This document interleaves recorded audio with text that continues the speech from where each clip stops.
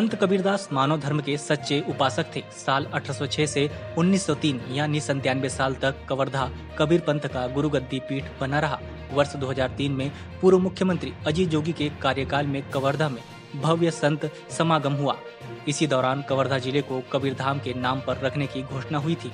वहीं कैबिनेट मंत्री मोहम्मद अकबर आज कवर्धा के वीर सावरकर भवन में आयोजित कबीर प्रकट उत्सव में शामिल हुए। उन्होंने समाज को कबीर प्रकट उत्सव की बधाई दी। अकबर ने कहा कि समाज को सही दिशा में आगे बढ़ाने की दिशा में आज भी कबीर पंथ विचार की आवश्यकता है। उन्होंने कहा कि कबीर का संदेश आज भी प्रासंगिक है। आज देश में जिस प्रकार से वातावरण है, ऐसे में कबीर पंथ की हमें आवश्यकता है।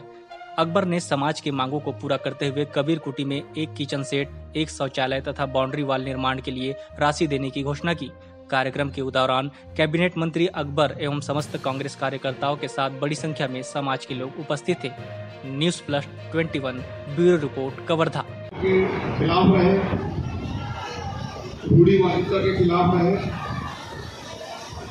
और धार्मिक धर्मोलता जिसको बोलते हैं उनसे भी उन्होंने दूरी बनाकर रखी।